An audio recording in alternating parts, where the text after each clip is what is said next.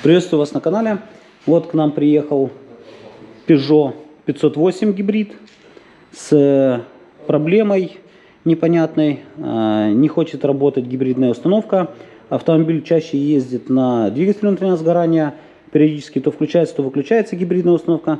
Но чаще она не работает. Сделали диагностику. По диагностике показывает, что одна из ошибок, вернее, было много ошибок. После удаления ошибок осталась только одна, которая говорит о том, что есть разбег по напряжению в высоковольтной батарее.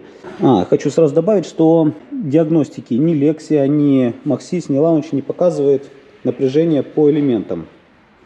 Поэтому сейчас будем демонтировать батарейку, ставить ее на стенд, проверять на емкость. И будем смотреть, почему такая проблема. Либо проблема в батарее, либо же проблема в проводах. В общем, сейчас снимем батарею, поставим на стенд. Пробег на Peugeot сейчас 267 239 километров.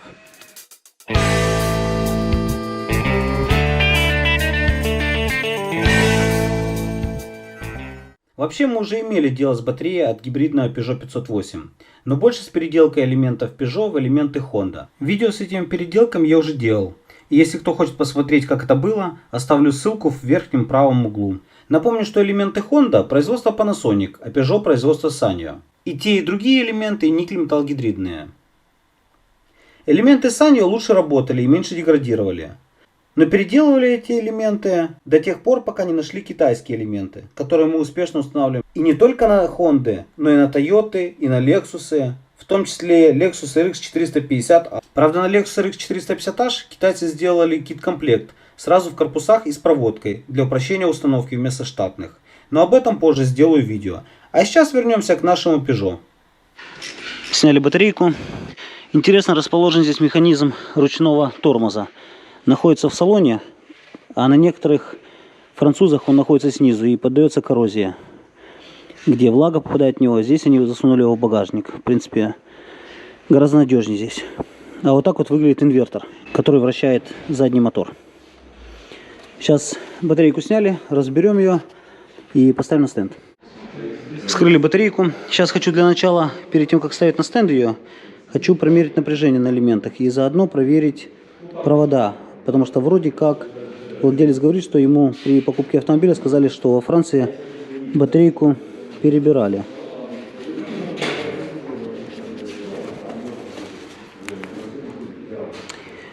Батарейку вроде как перебирали. Она все время жалуется на разбаланс. В общем, проверю сейчас напряжение.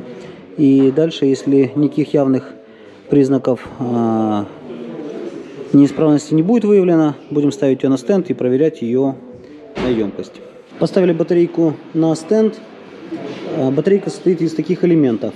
Здесь элементы Sanyo. Мы такие переделывали на Honda, но на Honda идет 6 элементов. Последовательно здесь по 4 элемента. Вот такая вот батарейка. И поставили на наш стенд. Но у нас 36 каналов. А здесь, получается, не хватило нам 6 элементов. Должно было быть на 42.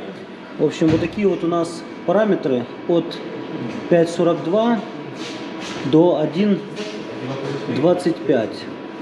Такой разбег, естественно, с таким разбегом батарейка корректно работать не будет. И можно обратить внимание, что чем дальше от первого, тем хуже элементы.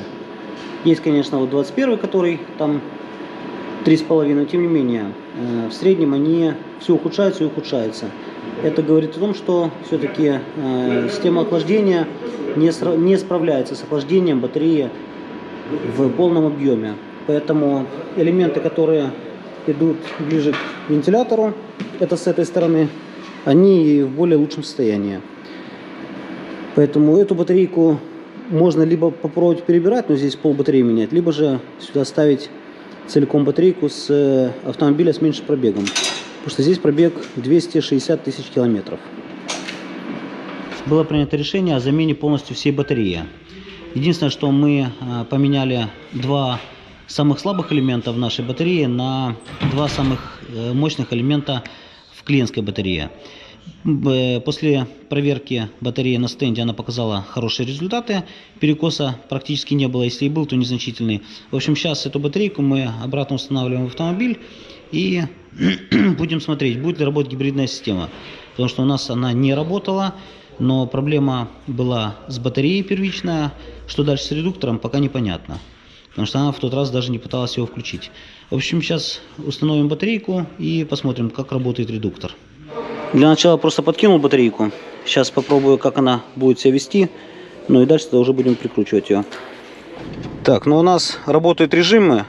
Но EV Mode пока не работает, потому что у нас машина холодная. И трогается она на электротяге. До этого эффекта не было. Она трогалась на роботизированной коробке.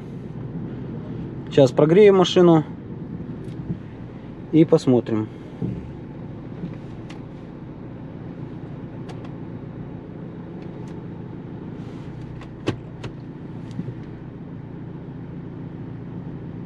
Так, да, автомобиль трогается на электротяге. Потому что если не работает электромотор задний, ну или какая-то ошибка по гибридной системе, то автомобиль трогается на роботизированной коробке за счет механической трансмиссии, но она трогается не плавно, а с ударами. Поэтому очень некомфортно на автомобиле ехать, если на этом конкретном автомобиле Peugeot 508, ну и вообще всех этих автомобилях, на которых стоит задний электромотор. Это и Citroёn, и Peugeot различные. В общем, если не работает задний привод, то автомобиль очень грубо трогается с рывками и очень некомфортно ехать в пробке. Здесь автомобиль трогается плавненько. В общем, сейчас прогреется и будем смотреть, как она себя дальше будет вести. Так, ну автомобиль себя ведет корректно.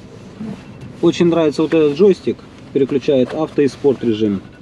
В спорт режиме, когда едешь в авторежиме и переключаешь на спорт, чувствуется аж такой легкий толчок. То есть машина начинает ускоряться, начинает работать и задний привод.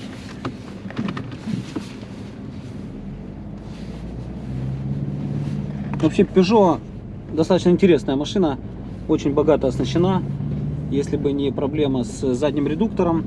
Но хотя проблема, назвать это тоже не совсем правильно, потому что к нам приезжают машины уже с большим пробегом. Вот данный автомобиль, я уже говорил, что здесь пробег 267 242 километра.